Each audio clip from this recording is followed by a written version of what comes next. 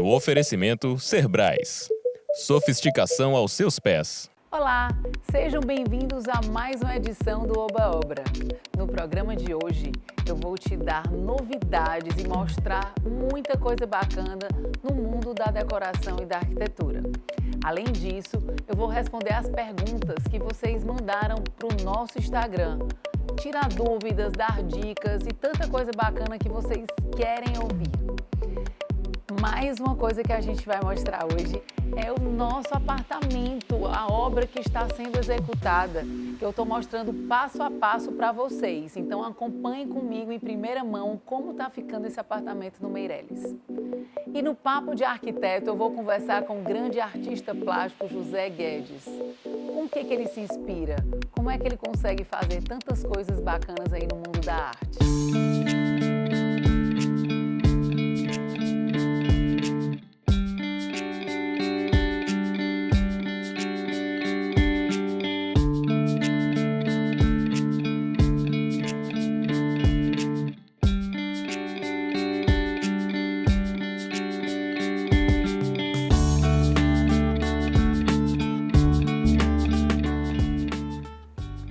Olá, estamos aqui na Grusca Automação e eu quero trazer para você o que há de melhor nessa tecnologia de áudio e vídeo. Como tem sido importante a gente ter dentro dos nossos lares um cinema só para a gente, para a nossa família, para os amigos, para a gente ter um conforto, a gente unir todas as tecnologias possíveis dentro do nosso ambiente. E eu queria começar mostrando para vocês essa novidade, que é esse telão aqui. O nome dele é Black Diamond e ele tem 110 polegadas, o que é bacana, porque ele recebe a imagem de um projetor, é uma tela de projeção, e o que é bacana dele é que ele recebe essa imagem de uma forma muito nítida e pode ficar em espaços claros, porque ele rejeita a luz ambiente. Eu não vou falar mais não, porque eu quero falar com o Rafael, ele vai explicar melhor para a gente, porque eu quero saber um pouco mais sobre isso e também sobre essa tecnologia novíssima, que é essa bolha de som, que a gente fica dentro dela, que agora as caixas de som elas vieram um pouco diferentes, para poder o som bater no teto e rebater e a gente ficar dentro dessa atmosfera que dá uma sensação de realmente estar no cinema. Vamos conversar com ele.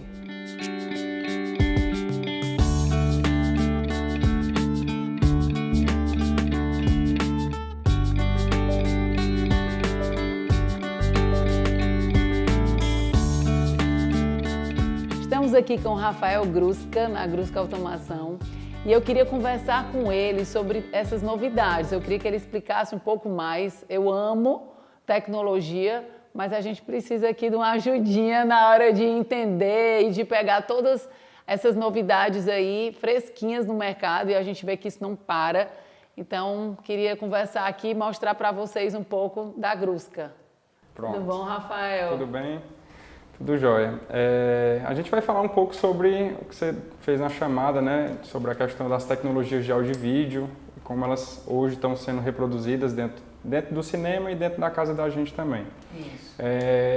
Hoje, quando a gente fala de áudio, tem uma tecnologia que eu, particularmente, as pessoas estão sendo, né, bombardeadas um pouquinho, conhecendo algumas coisas, e aí a novidade hoje do momento chama Dolby Atmos, né? O que é o Dolby Atmos? Como o nome já sugere, é a atmosfera do sistema Dolby, né?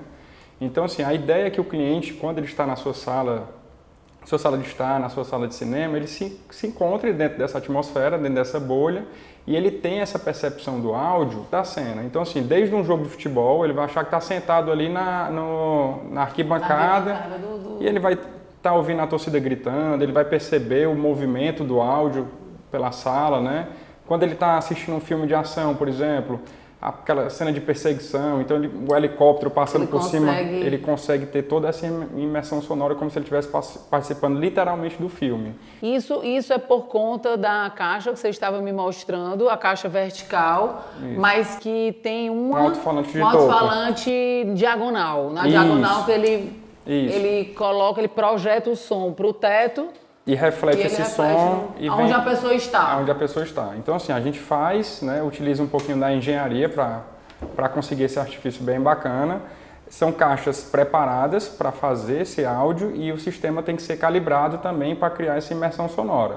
Não adianta eu estar jogando para o teto e estar fazendo a reflexão num ambiente indesejado, né? Então, Sim. a gente faz todo um projeto pensando onde os Onde estão os sofás, onde está o sofá, as poltronas, e aí a gente faz com que essa bolha se transforme da onde a pessoa está até a tela de projeção, até a televisão. Que esteja dentro disso, né? Esteja dentro disso. E o que eu acho assim importantíssimo, é por isso que a gente tem esse contato aí desde o começo do projeto. Às vezes as pessoas acham que precisam pensar no som depois e tudo. Eu compro uma caixazinha de som pela internet, coloco lá.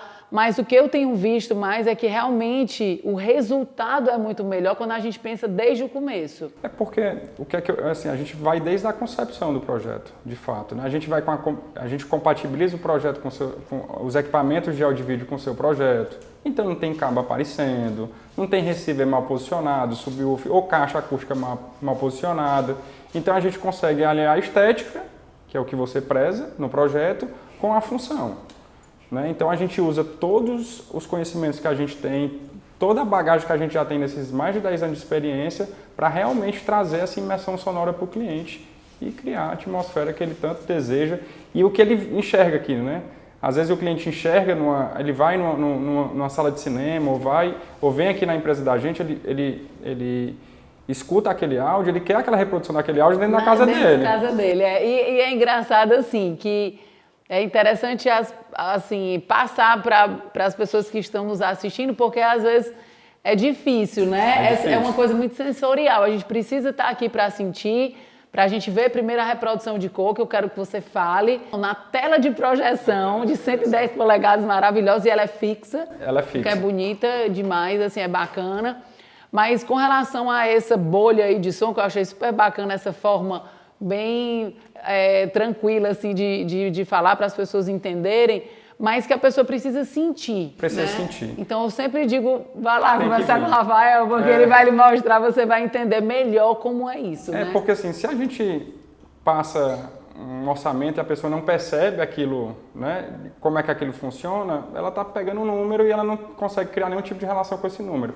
Quando ela vem para cá e ela percebe o que de fato é um sistema bem montado, um sistema bem projetado, aí ela vai entender o porquê, né, que a gente faz um serviço diferenciado, né? E me fala uma coisa, eu acho que assim, cada vez mais, né, está crescendo o número de pessoas querendo ter esse cinema dentro de casa. Exatamente. Né? Eu acho que as pessoas viram a necessidade de estarem muito bem acomodadas. A casa não é só para dormir, mas ela é para o lazer, ela é para receber. Então, eu acho que isso aí tem crescido cada vez mais. Mas me fala dessa tela de projeção tão bacana.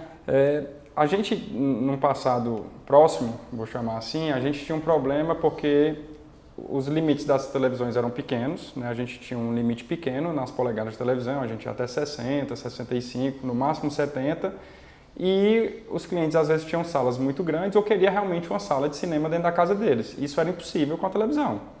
E aí vinha o projetor. Só que o projetor... feio, bem grandão, aquela lona branca. Exatamente. Aí a gente tinha um problema da estética da projeção. Que fora a questão da estética, a gente tinha, quando era de dia, a tela de projeção não ficava bacana, a gente tinha problema com a reprodução das cores, reprodução da imagem. Então, assim, a gente conseguiu trazer uma tecnologia que é americana, que é da Screen Innovation, chama Black Diamond, tá?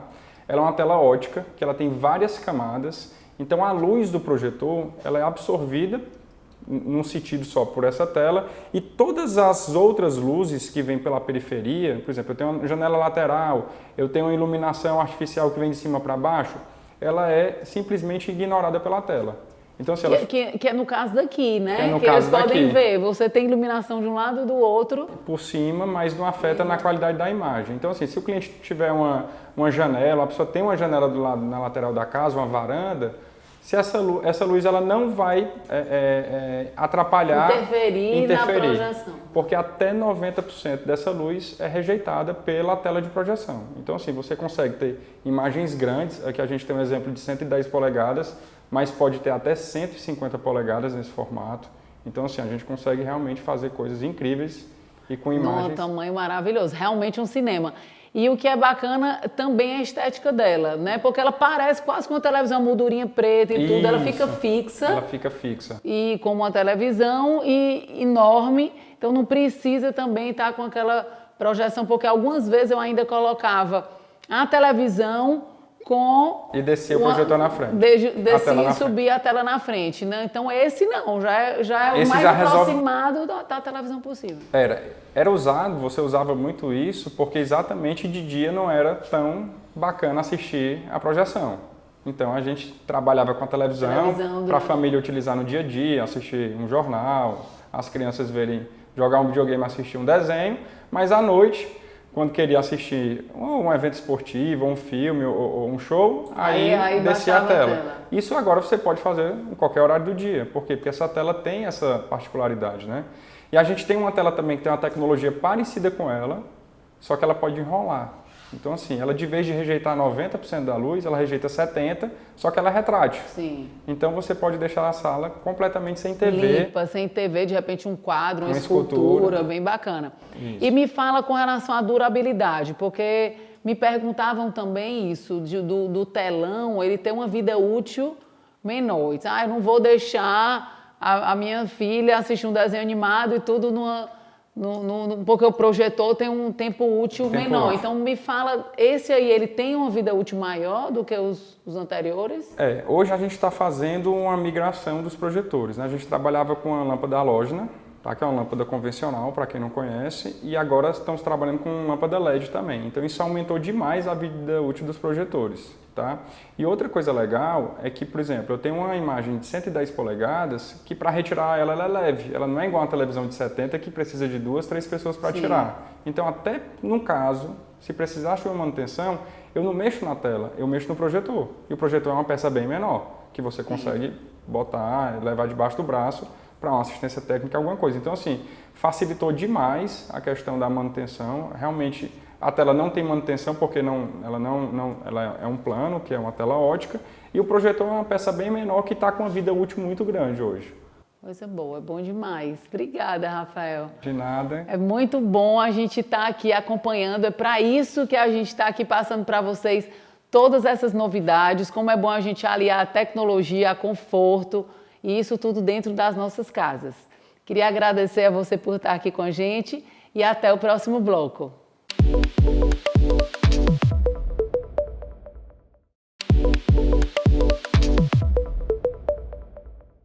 Olá, bem-vindos a mais um quadro Pergunte à Suzana. E vamos à primeira pergunta. Podemos utilizar mármore na bancada da cozinha? Não. A bancada da cozinha, ela precisa de um material altamente resistente, que não seja muito poroso. E o mármore, ele é um material belíssimo, mas ele tem uma porosidade muito grande. Então, com o tempo, a gente vê que a bancada ela pode manchar, ela pode riscar mais, mas o pior mesmo são as manchas, porque a cozinha a gente utiliza produtos que muitas vezes tem cores mais fortes, como às vezes um molho de tomate, às vezes até um vinho que está sendo utilizado para cozinhar e tantas outras coisas que podem penetrar no mármore. Então, eu sempre indico a utilização de materiais mais resistentes possíveis.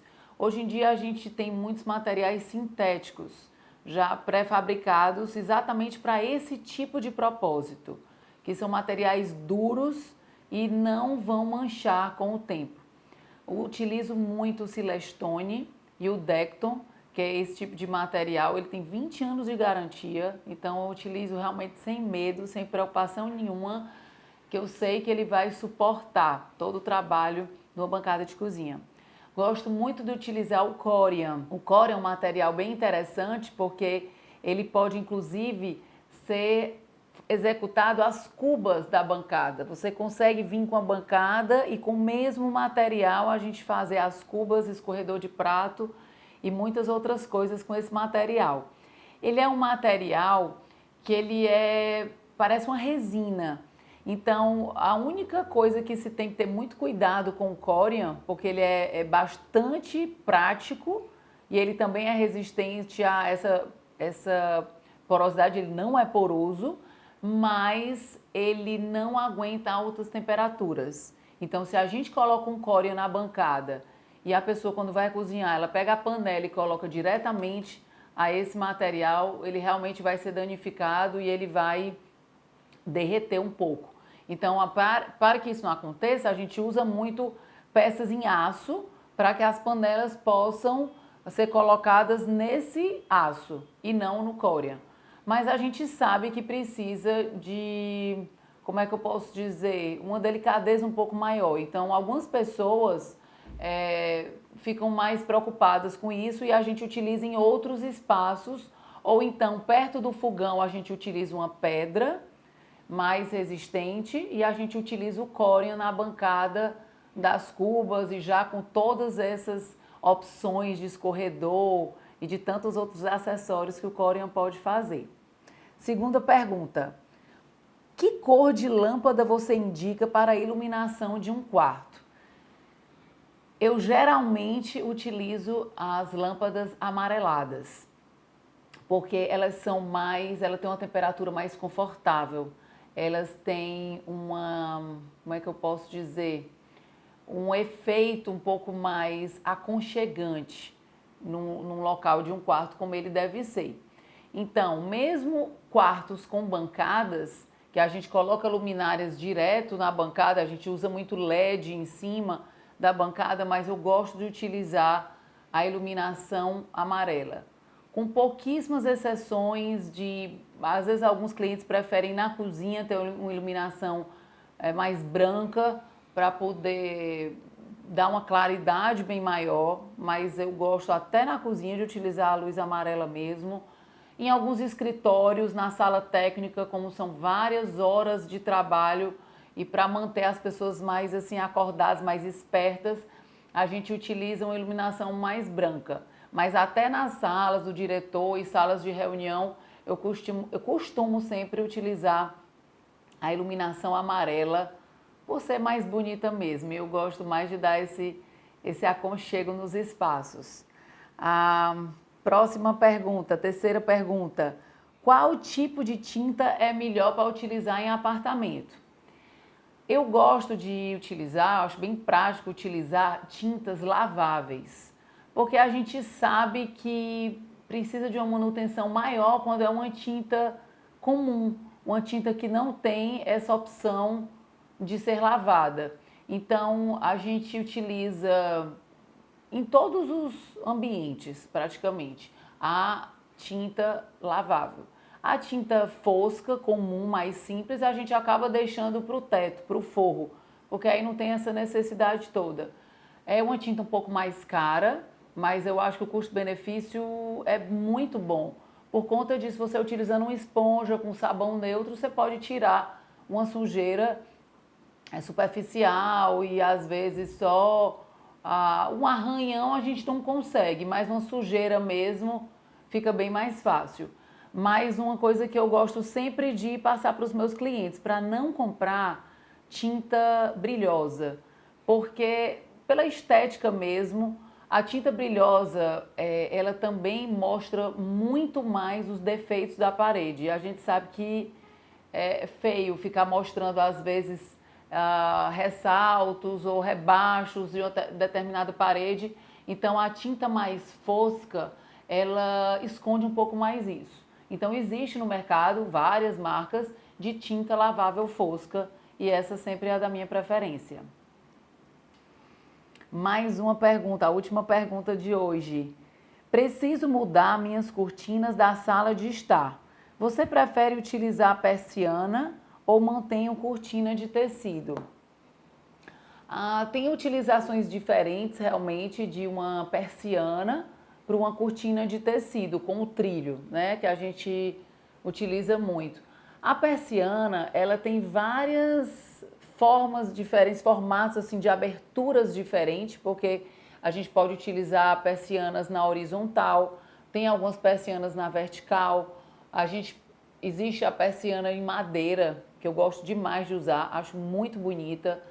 E quando a cortina é de tecido, a gente já fica um pouco mais restrito, né? Claro que existe uma gama enorme de tecidos diferentes, mas a gente sabe que é sempre aquela abertura normal com trilho. A gente pode inclusive motorizar esse trilho e fica muito bacana para ter um conforto um pouco maior para os clientes.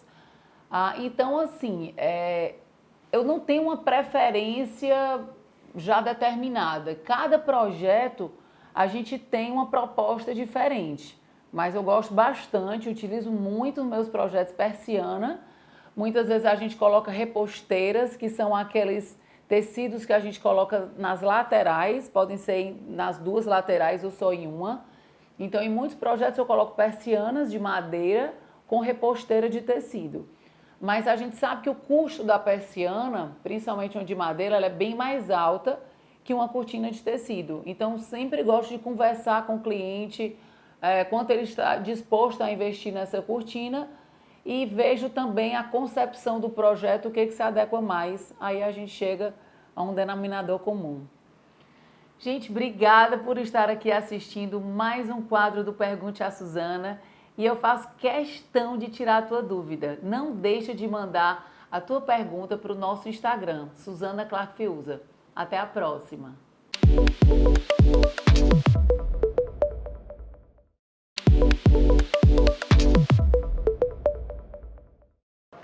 O nosso convidado de hoje do Papo de Arquiteta é o artista plástico, galerista e muitas outras coisas, José Guedes. Tudo bom, Guedes? Tudo bom? Bom demais estar aqui com você. E a gente agradeço. vai ter um bate-papo aí que a gente vai tentar resumir aí tudo que a gente tem para dizer, porque as perguntas são muitas e eu tenho um interesse aí muito grande de saber o que eu não sei se você sabe aí. Como é que começou essa sua história na arte? Porque que todo mundo sabe que você é artista plástico, pintor, escultor e tantas outras coisas, mas muita gente não sabe que você é advogado. Então eu queria saber um pouquinho disso, como é que tudo começou, como é que foi se formar, né, e entrar aí totalmente na área da arte. Bom, primeiro, o começo é difícil até de dizer quando, porque, por exemplo, a minha mãe guardava um desenho que eu tinha feito quando eu tinha, não sei quantos anos, 3 anos de idade e tal, que já tinha alguma coisa ali, né? Ali já, eu vendo depois, não, aqui tinha já uma direção, já tinha uma vocação, mas isso, né, muito criança. E o começo foi no Salão dos Novos, né, que eu estou fazendo 47 anos de arte esse ano, e eu coloco como sendo assim o marco zero, o Salão dos Novos, que eu entrei, ganhei um prêmio e tal, enfim. Que era ali na cidade da criança, eu tinha 15 anos. 15 anos. E a partir dali eu já comecei a ser artista profissional, né? A minha mesada já era garantida através das obras que eu vendia. Então a questão da faculdade, de ter feito direito e tal, foi um pacto que eu fiz com os meus pais, porque eles disseram, olha, você pode ser o que você quiser, quer ser artista, vá ser artista, contanto que você tenha um diploma, porque ninguém sabe o dia de amanhã. E, enfim, o direito é uma coisa que, independente de qualquer coisa, é uma faculdade que lhe dá muita noção de vida, né? Lhe dá muita informação que você precisa para viver, né? Isso. Então, eu fiz uma faculdade que eu adorei ter feito, sabe? Eu acho que eu fui um aluno bem razoável, assim, um aluno dedicado, não era uma coisa sabendo que eu sabia que aquilo ali não ia ser a minha profissão, mas eu fiz a faculdade como se eu fosse ser um advogado mesmo, né? Que bacana. E ainda com o OAB, com tudo. Com a AB e tudo, até hoje. Eita, que bacana. Mas logo após porque você já era profissional mesmo assim da arte, né? Durante a faculdade continuei desenhando, pintando e aí já continuou. Exatamente. Os professores, inclusive, sabiam, né? Que você vai ser advogado. Era uma época que a gente estava, de repente, carreira estava se desenvolvendo, alguns prêmios que a gente ganhava, aí, de repente, a mídia e tal, e os professores acompanhavam, né? Aí os professores até torciam por mim para que eu fosse artista, Artista né? mesmo, coisa boa. Mas é bom demais. Mas a faculdade fazer foi o que ótima, era um clima fantástico. Dentro da sua carreira aí tão cheia de prêmios e reconhecido nacionalmente, internacionalmente, mas o que é que te marcou mais, assim, ou prêmio, ou exposição, ou um momento, ou um reconhecimento de alguém, mas teve algum ponto que foi assim mais marcante? Suzana, acho que é difícil dizer um momento nesse tempo todo, né, de história, mas, por exemplo, um momento inesquecível, quando eu ganhei o prêmio em Cannes-sur-Mer, né, o prêmio de pintura, em 95. Eu fui representar o Brasil, fui um dos representantes do Brasil. Era uma exposição, Festival Internacional de Pintura de Cannes-sur-Mer, que era no Palácio, no Château Musée Grimaldi, né, lá no sul da França. Eram 120 artistas do mundo todo e eu ganhei a Palette d'Or, né? E com uma comissão internacional de alto nível e tal. E o Brasil tinha ganho em vários. Esse festival acontecia desde os anos 60. O Brasil só tinha ganho um prêmio antes, né? E eu fui o segundo a ganhar. E era uma premiação que tem muita gente, assim, que inclusive que fazia a minha cabeça como artista, Le Parc, Souto, Zora Music, Ben, Cruz Diez, sabe? Baselites, essa turma toda tem sido premiados anteriormente, né? Eu já tinha ido para esse festival como visitante, porque era uma referência importante de pintura, né? Era uma exposição, um festival de pintura, né? Então, foi um momento, quando eu soube a notícia, uma amiga, a curadora, que era uma brasileira que morava em Paris, a Risoleta Córdula, eu estava lá com um amigo meu, ela foi lá por dentro e tudo, Guedes, eu não vou me conter, você foi premiado. Vou contar aqui, spoiler. Foi aquela festa. Que coisa boa. E o prêmio que eu ganhei era um prêmio em dinheiro, que eu não me lembro quanto era, aí eu disse, não, eu não vou gastar esse dinheiro, não vou comprar alguma coisa que marque. Eu comprei um relógio Remon velho, assim, né, que eu adorava o design, até hoje eu tenho esse desenho que registrou, é como se fosse o prêmio. Prêmio. Tem a paleta indoor, né, tem a medalha lá e tem esse prêmio que marcou esse momento. Ficou a lembrança, né? E tem alguns outros, por exemplo, a exposição que eu fiz em Valência, né? O IVAN de Valência é o segundo museu de arte moderna mais importante da Espanha. E ele é de arte moderna e contemporânea. Ele fica atrás do Rainha Sofia apenas, né? E tem o MACBA também, que é mais voltado só para a arte contemporânea, que são os três. E eu ocupei uma área de 1.130 metros nesse museu e eu tenho mais de 100 obras na coleção do museu, do IVAN. Entre esculturas, pinturas... Tem de tudo lá, tudo. Vídeo, tudo. Que fotos, instalação. Que coisa boa. Como falando nisso, assim, em toda a criação, como é que se dá esse processo criativo? Porque eu acho que sua cabeça deve ser, assim, fervendo de ideias o tempo todo. Mas me fala um pouquinho de como começar. Não só uma obra, mas muitas vezes aquele momento ali que você passa um tempo fazendo um estilo e fazendo uma determinada, como é que eu posso dizer? Uma fase, né? Uma fase, isso. E me conta um pouquinho disso. Olha, até os anos 80, quer dizer, o meu começo foi nos anos 70, até o começo dos anos 80 eu era essencialmente pintor, né? Meu trabalho era de cavalete exclusivamente. Hoje ele continua sendo de cavalete, mas as questões da pintura eu expandi para várias outras modalidades de arte. Então, eu costumo dizer assim, que eu uso a mídia que melhor potencializa uma ideia que por acaso eu esteja tendo, né? Então, essa ideia pode ser um vídeo, uma escultura, alguma coisa que misture isso tudo. Então, por exemplo, eu posso dar um exemplo dessa série atual, Fênix, né? Que são essas obras de arte amassadas. Eu estava fazendo um trabalho que eu usava imagens de artistas renascentistas. Essa questão da apropriação de obra de arte também é uma coisa que é recorrente no meu trabalho há muito tempo, né? Então, nessa série que eu fazia, naquele momento, a coisa de 4 anos atrás, eu imprimi um rosto renascentista do Van Eyck, eu acho. E eu não gostei do resultado, da impressão, e amassei para jogar fora. Acredito, Guedes. Partiu daí. Aí, antes de jogar fora, eu disse, poxa, eu fiz uma obra cubista, sabe? Ai, que engraçado. Quer dizer, tudo eu fiz outra construção. Aí eu passei a pensar naquilo ali, naquele momento completamente inusitado. Aí eu passei a pensar já num resultado de amassado em obras que de repente resultaria numa coisa forte, potente, né? A partir do momento que eu amassasse. Aí eu pulei do Renascimento para o Mondrian, sabe?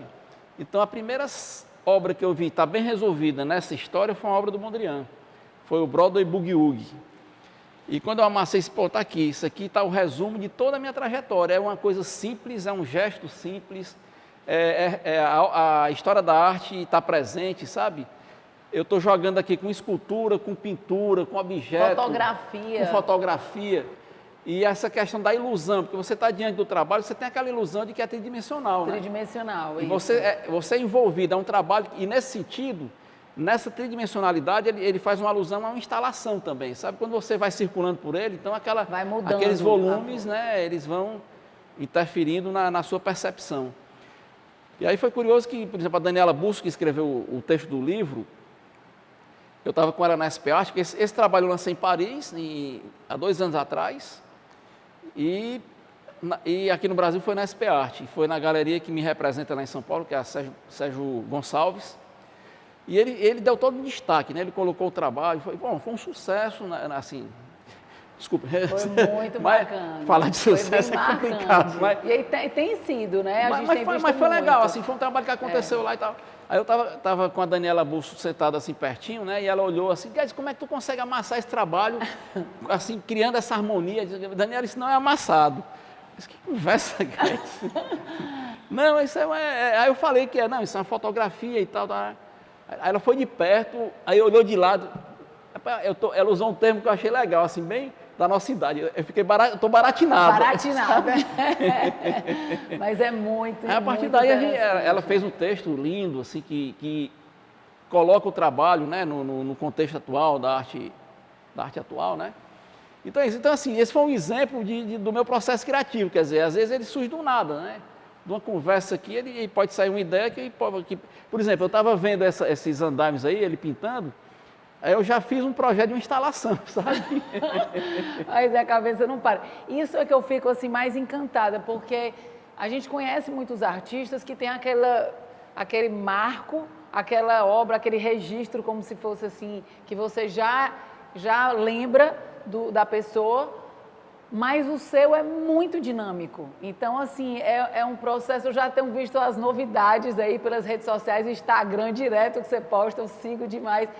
E assim, como é bacana ver que você realmente não para, se reinventando o tempo todo, mudando o processo, e a gente tem pouquinho tempo, mas fala um pouco disso, dessa sua busca constante por mudanças e por aprimoramento e juntar a tecnologia com a arte.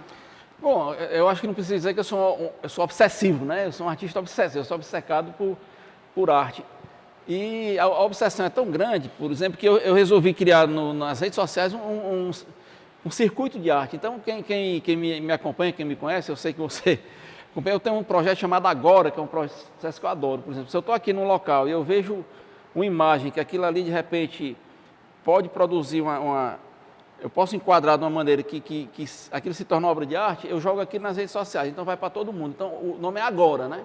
Então, eu boto Fortaleza agora, sei lá, Marrakech agora, Paris agora. Então, eu fiz do meu dia a dia... uma arte. Eu criei um circuito para que eu colocasse no meu dia a dia, sabe? Então, quer dizer, eu posso dizer que 24 horas do dia eu estou pensando em arte, né? Em todos os sentidos. Sentidos. Então, assim, tudo isso que vai surgindo, todos esses trabalhos que vão surgindo, fazem parte desse processo, né? São os resultados de uma inquietação. E ao longo dessa trajetória toda, eu passei por várias fases, né? Eu fiz vários trabalhos, tenho vários universos criados. E eu nunca me deixei influenciar por qualquer tipo de sucesso, seja de mercado, seja sucesso crítico, né? Eu sempre... Aqueles trabalhos renderam aquilo que eles tinham que render, sabe? A partir do momento que o trabalho dá o recado e tudo, Você já parte para outras ideias. Eventualmente, aquelas ideias do passado voltam de uma outra forma, sabe? Eu tenho feito uma série de fotos, que eu tenho uma casa lá em Flecheiras, das jangadas lá de Flecheiras. São lindas. E algumas pessoas me dizem, rapaz, tu tá voltando àquela pintura hiperrealista dos anos 80, né? Isso tem tudo a ver, né? Só que é um olho diferente, uma tecnologia diferente que eu uso, né? Então, assim, esses universos fazem parte de um universo só. Isso, que são as ideias. Eu entrando aqui na sua galeria, eu já vi a fenda de uma forma diferente. Né? Que a primeira coisa que eu fui foi pegar lá para poder ver. E é uma escultura, né? E é uma escultura, e dentro da parede é fantástico. Gente, é bom demais. Quando você vê essa fenda, você deu um exemplo legal, quer dizer, é um trabalho claramente influenciado pelo Fontana, mas só que é uma escultura. O Fontana faz um corte, né? Eu vi a inserção dele no universo de uma outra forma. Eu construí uma escultura de alumínio que é embutida e pintei aquela escultura com o azul do Yves Klein, né? Porque o Yves Klein, o azul do Yves Klein é uma coisa tão incrível que é um artista que de repente ele se notabilizou por conta de uma cor que ele inventou. É uma cor que tem uma vibração, é uma cor, inclusive, que faz... azul. Aquela minha série de fendas é toda pintada com o próprio azul do Yves Klein, né? O azul que eu fui em Paris, fui atrás do fabricante, sabe? E descobri o fabricante, aí eu comprei um estoque grande, tá, que eu uso hoje. Esse azul que eu uso é o próprio do Yves Klein. Então, para fazer aquela fenda e ter aquela vibração, né? Aquele vácuo, né? Que você não... Aquela coisa veludosa que cria uma atmosfera, não é uma pintura que você consegue enxergar ela na sua plenitude como pintura. É uma pintura que lhe confunde, que né? Lhe confunde, que cria uma profundidade. Com sombra, é lindo então, demais. assim, eu junto dois artistas, né? E eu estou presente, sabe? É muito bacana. É como nessa série de Amassados, né? Que é a série Fênix. Fênix quem deu o nome, inclusive, foi a Daniela Busso, porque é uma reconstrução, né? Esses trabalhos, eles renascem a partir do momento que eles são destruídos, né? Então tem trabalhos, por exemplo, o Lichtenstein, que é um artista que eu adoro, para mim é o meu pop, né? Do ponto de vista formal, do ponto de vista conceitual, ninguém tira esse do Andy Warhol, né? Mas o Lichtenstein tem uma série de trabalhos que é em cima do Picasso. Então ele fez, dentro daquela caligrafia dele, ele fez uma série longa em cima das obras do Picasso. Aliás, o Lichtenstein fazia... a história da arte também era um assunto bastante recorrente no trabalho dele. Ele tem obras inspiradas em vários artistas de várias épocas, né? E vários. Você tem assim, todo mundo, o Lichtenstein já deu a versão dele. Então eu tenho trabalhos em cima do Lichtenstein que são em cima do Picasso. Então assim, é uma coisa que vem... É realmente uma releitura. É um artista vem do outro, né? Cada um com a sua caligrafia. Né? O papo está muito bom. A vontade é de a gente ficar aqui conversando mais sobre arte, sobre tanta coisa bacana aí que a gente vê no trabalho do Guedes. Obrigada, Guedes. Vem outras vezes, então. Com certeza. E a gente se encontra daqui a pouco na visita ao apartamento.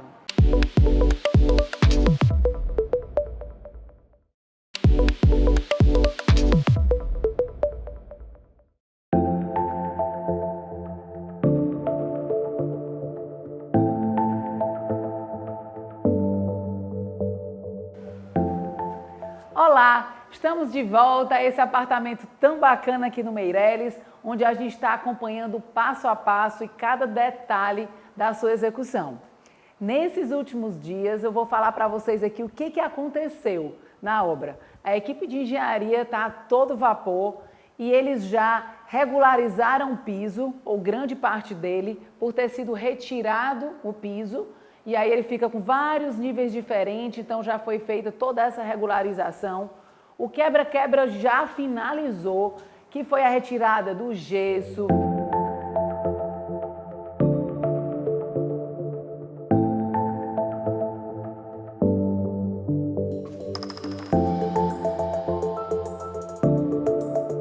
A alteração também de paredes e alvenaria, então toda essa parte já foi finalizada. Outra coisa que já aconteceu também foram a relocação de pontos elétricos. Então a gente já está no local, os pontos conforme o projeto, com todas as alterações necessárias para o apartamento e o projeto que vem todo novo.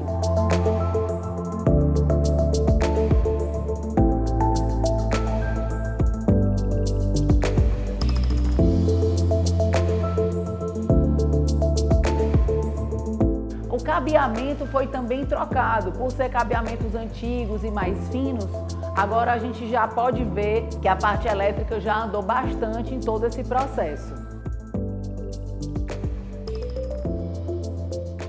Hoje a gente vai conversar com Fabiola Roriz, a proprietária desse apartamento aqui tão bacana que a gente está acompanhando cada passo. Tudo bom, Fabiola? Tudo ótimo, estou muito feliz. Que bom. E eu também, eu disse, Fabiola, bora conversar.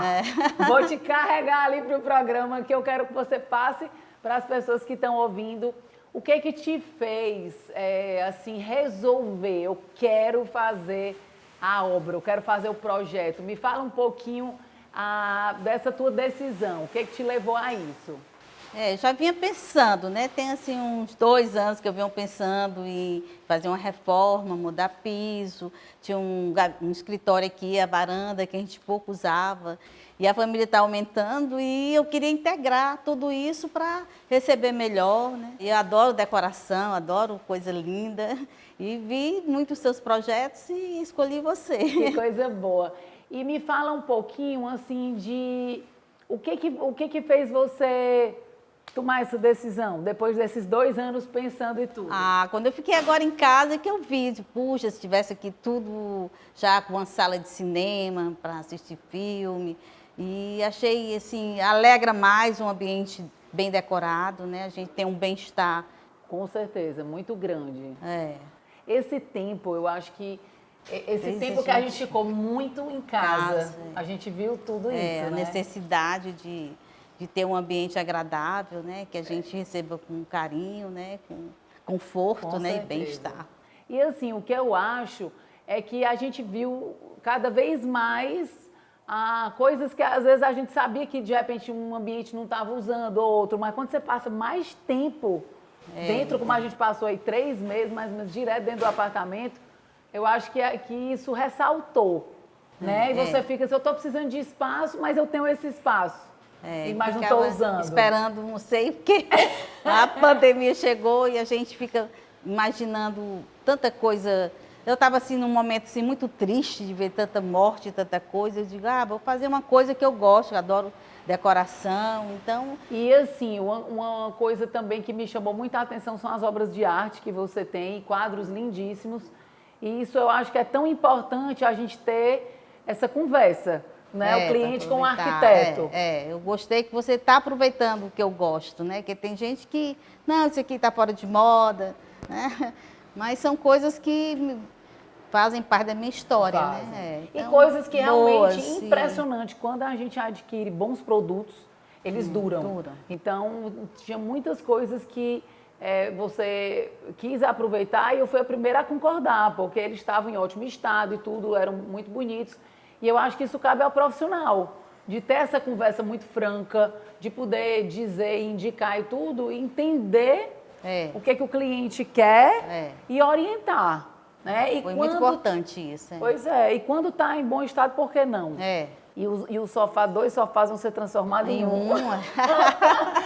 E você disse, eu quero aproveitar. Depois vamos aproveitar. E mudar o piso, já vai dar tudo novo, né? Vai ficar assim. Então vai ser muito bom. Eu acho que vai dar uma outra cara, né? E uma coisa interessante também que eu queria saber, assim, quais são as suas...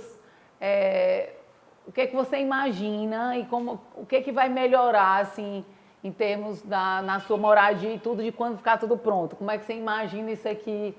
Vamos ver dando festa. Só festa aqui. Muita festa. Já estou vendo assim, um Natal bem alegre, tudo assim, tudo inovado. Queria agradecer demais sua participação. Muito bom ter você aqui contando um pouquinho mais da sua história.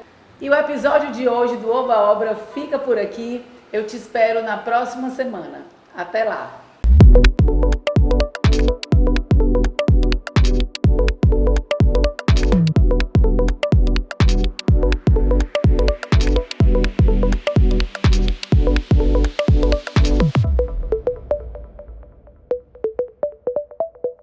No oferecimento Cerbrais. Sofisticação aos seus pés.